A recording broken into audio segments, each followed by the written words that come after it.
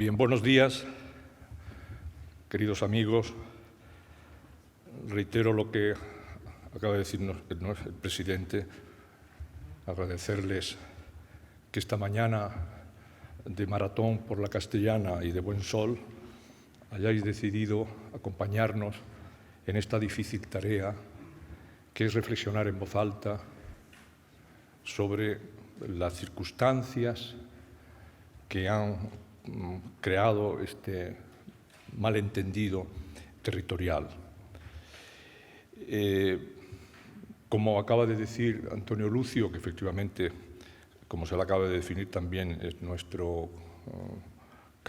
capitán, el que lleva el buque insignia, a mí me toca plantearos eso que aquí han llamado la razón histórica.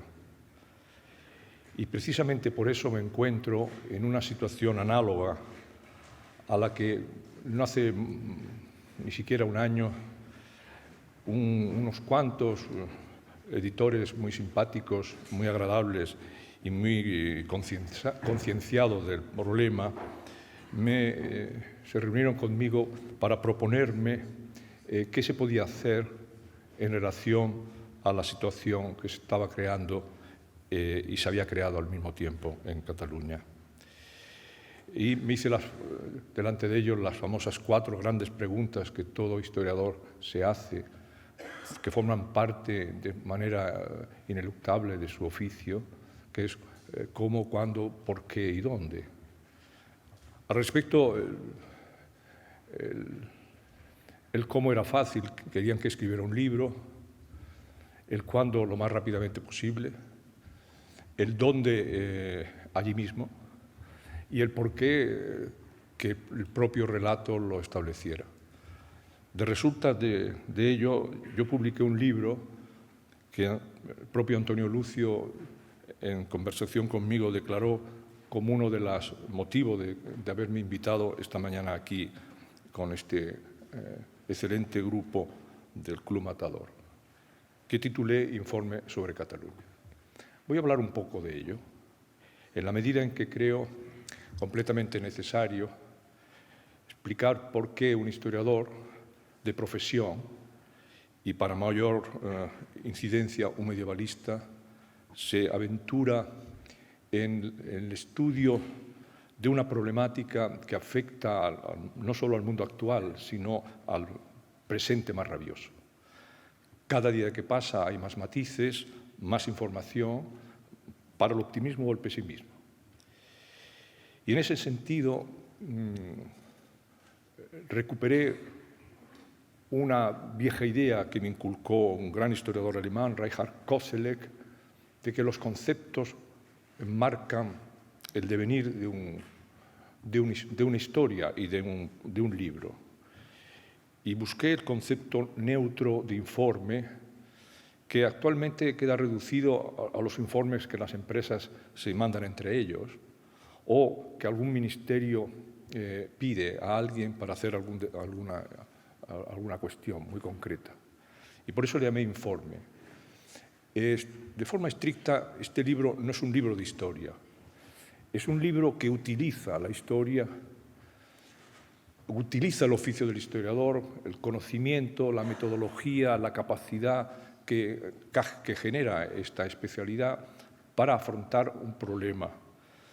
Mi precedente no podía ser más ilustre porque obedecía a una insinuación, casi una intuición que produjo el que los medievalistas consideramos nuestro gran mentor, que es el historiador francés Marc Bloch, que escribió en el campo de concentración donde le llevaron los malvados, escribió 2 libritos, uno sobre el oficio del historiador, de lectura obligada, y otro de más lectura obligada, que era sobre el uso de las falsas noticias, fijaos, ¿no? Eso, el fake news viene de antiguo, sobre el problema de la guerra y especialmente de junio de 1940. Que el gran medievalista Marc Bloch, en un momento terminal de su vida, como así fue, en plena prisión, con el peso que eso significaba, se dedicara a pensar una cuestión tan crucial, me dio la clave para afrontar el informe. Rastreando en la documentación, como solemos hacer nosotros los historiadores, encontré que tuve un precedente ilustre a la hora de hacer un informe sobre Cataluña. Y fue un precedente nada más y nada menos que del emperador Carlos V a su hijo Felipe II, que se conservan los llamados papeles de Palamós, que eran los papeles que uno de los secretarios de Felipe II, Luis de Requesens, guardaba en el castillo de Palamós, del cual era el conde, porque la familia Requesens así lo tuvo desde la época de Fernando el Católico. Allí Carlos V aconseja a Felipe II que de todas las propiedades, posesiones, reinos, principados y demás que le está dando, que no se lo tome a mal que le haya quitado el dominio centroeuropeo, incluso el peso imperial, para dárselo a su hermano Fernando, pero que atienda especialmente a un territorio que es Cataluña. La sugerencia de Carlos no era banal. Carlos acudió a Barcelona en 1526 para asistir al capítulo de la Orden del Toisón de Oro, que es la orden que todos vosotros veis cuando la Casa Real hace algún acto, que es ese símbolo con el corderito colgando. Es una orden creada por los duques de Borgoña como un elemento crucial para el entendimiento de la sociedad, en un momento de enorme transformación producido en el último tercio del siglo XV, cuando estaba claro que el mundo iba a cambiar de forma radical por los descubrimientos de los portugueses y después por el descubrimiento un tanto azaroso y fundamental de ese personaje llamado Cristóbal Colón. Naturalmente, pensar Cataluña obliga en ese momento, al hacer el informe, a utilizar, por lo tanto, las herramientas de la historia, a hacer lo que se llama habitualmente una historia de larga duración. Una historia de larga duración significaba para mí buscar el origen del malestar, que es un concepto freudiano, lo sé, porque Freud lo planteó así en El malestar de la cultura en 1929, porque el malestar existe, ha existido, y si no se remedia, existirá. Y esa es la cuestión que el historiador tiene que registrar, tiene que ser notario de ese fenómeno que afecta, luego lo veremos con muchísima más precisión, por personajes más capacitados que yo sobre las emociones o sobre la estructura moral que un malestar así produce. Pero el informe necesitaba profundizar en ese elemento de larga duración y yo lo encontré en un detalle, en un hecho, en un acontecimiento fortuito que ocurrió en el año 777.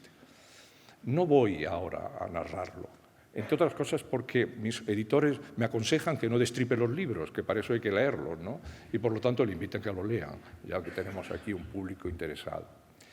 Pero fijaos que hacer un recorrido en menos de 200 páginas entre el 777 y la situación actual es sencillamente un reclamo a la historia que desde Princeton y otras universidades nos exige a nosotros los historiadores. Veamos la profundidad del problema. Y la profundidad del problema está en la propia historia. La historia tiene sus códigos y sus conocimientos. Y por lo tanto, no es solo historia contemporánea, es algo más.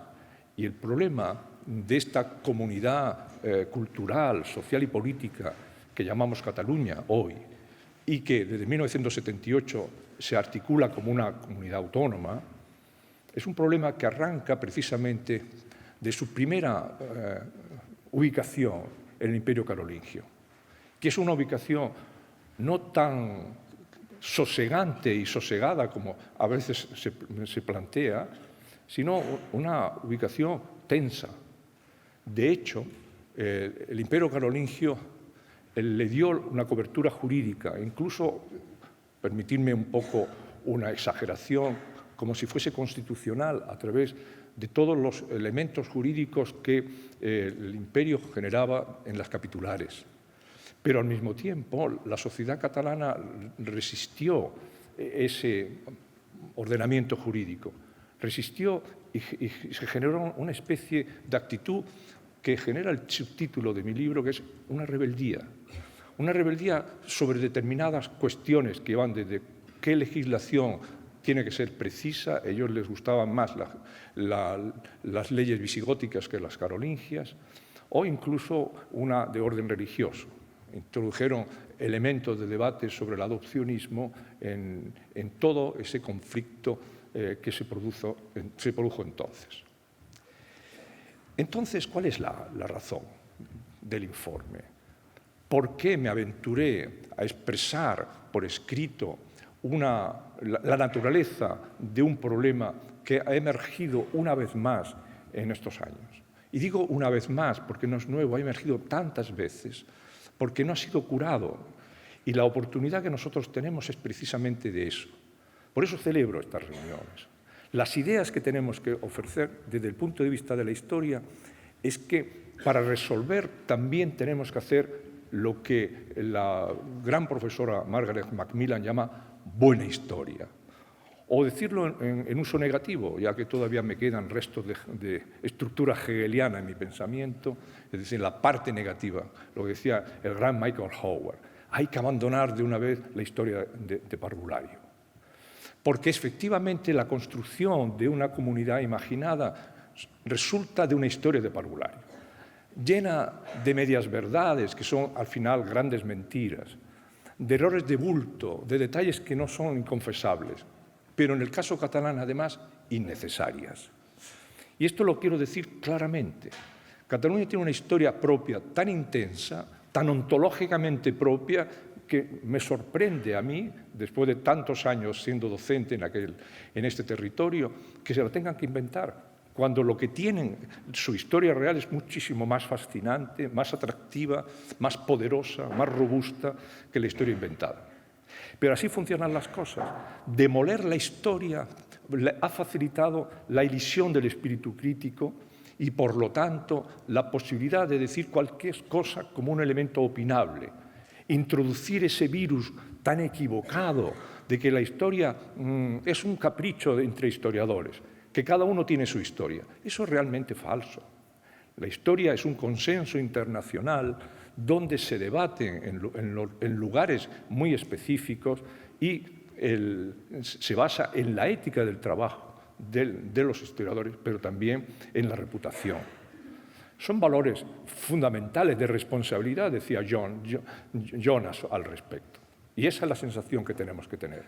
En el informe lo que hago es un esbozo claramente de qué historia y cuáles son los trends, los hitos fundamentales de esa historia que ha marcado un esfuerzo por autocomprenderse en ese territorio, al margen, naturalmente, de sus deslices, de sus errores o propiamente de sus propias invenciones. Y ahí estamos. Es decir, hemos malogrado una oportunidad histórica precisamente porque hemos pensado que la historia era innecesaria, que la historia ya estaba hecha.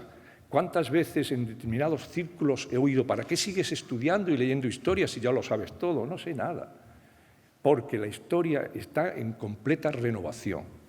Si supiéramos cómo ha cambiado en los últimos 20 años la metodología, la heurística, la lectura de textos, la interpretación de los textos, la lectura densa que nos viene de la antropología y de disciplinas afines, nos daríamos cuenta que la historia escrita hace 50 o 60 años es una historia obsoleta, como es obsoleta la física o sencillamente el tratamiento bucal.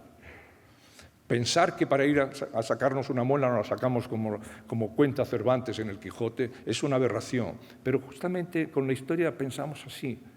No somos capaces de entender la sensibilidad actual, ese sentimiento de rigor que el historiador ha impuesto en la normativa. Y en el caso catalán eso es fundamental, porque su historia es una historia que, naturalmente, como todas, está llena de luces y de sombras, de grandezas y de errores, y de rebeldía. Y esa rebeldía hay que entenderla, hay que comprenderla y hay que debatirla. Pero de un punto de vista sosegado, tranquilo, como la historia se hace. No es necesario introducir debates innecesarios desde el punto de vista de decir, bueno, se están diciendo auténticas barbaridades, como, no sé, que Colón era catalán o que Leonardo da Vinci era catalán. Esos son excrecencias de marginales, de personas muy marginales que no tienen nada que ver con nuestra disciplina. Lo que nos interesa conocer es el daño que se puede producir en las fichas escolares a través de la adopción política de una historia de mala calidad. Porque la historia se puede hacer de buena calidad como de mala calidad, como cualquier otra disciplina. Y en ese sentido, los hitos fundamentales de lo que muchas veces se ha llamado ese conflicto, que ahora se retrotrae, curiosamente, al principio de todo ello, se retrotrajo a una cuestión dinástica. Ellos celebraban que en el 11 de septiembre de 1714 la dinastía que le había dado soporte a unas supuestas libertades, que eran simplemente los valores de una sociedad estamental, habían sido elididos por la aparición de otra dinastía. Luego, al darse cuenta de que ningún historiador serio le seguía en ese camino, cambiaron la idea por una especie de conflicto muy contemporáneo, casi sin fundamento histórico, simplemente como un elemento, y eso lo discutirán luego, de la emoción o de sensaciones encontradas, incluso de cuestiones de orden económico. ¿Y por qué? Porque se encontraron que la historia y los detalles de la historia no iban en consonancia con los ensueños que estaban planteando. El conflicto, la rebeldía, no se produce porque Cataluña tuviera un régimen dictatorial como tuvo el resto del país durante 40 años, porque esta agitación, esta convulsión, y lo diré porque me acabo de leer el libro de Diamond, que se titula así, ¿no? Upheaval, ¿no? Aquí se ha traducido por crisis, pero yo creo que es una convulsión, porque es una convulsión en el cuerpo cultural, en el cuerpo social y en el cuerpo político. Esa convulsión la detecto en el siglo IX o sobre todo en el siglo XII, cuando uno de los personajes más importantes de la historia catalana, que es Ramón Berenguer IV, recibe como respuesta a su intento de crear una unión dinástica con el reino de Aragón a través de un matrimonio, el suyo propio, con la Regina, la reina Petronila de Aragón, recibe una revuelta de toda la nobleza del interior que dura bien 20 años, que debilita la construcción y obliga a retrasarla al menos 30 años hasta la época de su hijo Alfonso, que los manuales siguen insistiendo en llamar el casto cuando era el trovador. Trovador lo era Castor. Estos detalles de la historia, que es muy importante conocerlos, porque forman los elementos de una identidad colectiva que no debemos rechazar. Y es una cuestión muy importante cuando uno introduce todos estos elementos en la historia de España, nos damos cuenta que hay una historia común. Naturalmente que no es una historia común desde un punto de vista político, pero sí de intereses culturales, de intereses sociales, de intercambio de ideas. ¿Cuántas veces he defendido que el verdadero siglo de oro de nuestras letras, en plural, fue el siglo XV? Porque en el siglo XV se escribía con la misma intensidad en las tres grandes lenguas romances de la península ibérica. Tanto en castellano, por supuesto, sin duda, ¿no? Pero también en catalán y en gallego. Esa recuperación de ese ambiente transversal, donde un hombre como Enrique de Villena, un catalán ilustre, hijo, descendiente directo del último gran rey catalán, que era Pere el Ceremonioso, escribe en castellano. ¿Por qué no? Porque la naturaleza de la estructura histórica de ese país es una estructura bilingüe. Ejemplo de ello lo utilicé yo mismo. Decidí, con criterio de mis propios editores, que el libro se publicara bilingüe, es decir, en dos lenguas. Son dos libros simétricos. Y hete aquí una sorpresa. Se han vendido por igual. ¿Eso qué significa? Que en Cataluña se compra por igual libros en castellano que en catalán. Esa es una realidad que surge de la sociología de la lectura, que además está basado en datos fiables, que son los datos de una industria cultural, que naturalmente los necesita por prescripción jurídica, porque al final son los derechos de autor los que yo reclamaré. Y por lo tanto me dirán, has metido tantos en catalán y tantos en castellano. Esa es la realidad que la historia certifica. Y por lo tanto, todas las secuencias de las agitaciones que ha tenido, y lo podemos hacer desde el punto de vista genealógico, la que tuvo en 1977-78, la que tuvo en 1917, que se asemeja mucho a lo que está pasando ahora, con la configuración de redes de electos frente a las instituciones del Estado. El conflicto de la Primera República, cuando, como aquí se ha dicho, no se entendió claramente la solución federalista que proponía un personaje insigne como Piri Margall. El conflicto de 1714, que fue una guerra internacional, casi la Primera Guerra Mundial en muchos aspectos. O el conflicto de 1640, que era un conflicto donde una revuelta campesina terminó asesinando al virrey, que era un catalán ilustre, por cierto. Y así podíamos llegar al tremendo siglo XV, donde la Generalidad se enfrentó al rey. Fijaos que hay elementos en la historia que constantemente nos sirven de espejo, de sorpresa de los elementos que configuran nuestro espacio cultural. Por eso, el cómo que era escribir este librito respondía al por qué lo tengo que hacer. Como ciudadano comprometido, que he estado siempre como enseñante de una universidad catalana, que he estado desde que se fundó, articulando generaciones muy diversas, pero siempre pensando el papel que la historia puede ejercer, he llegado a la conclusión, y es una conclusión que me va a permitir concluir, eso me lo están diciendo desde el otro lado,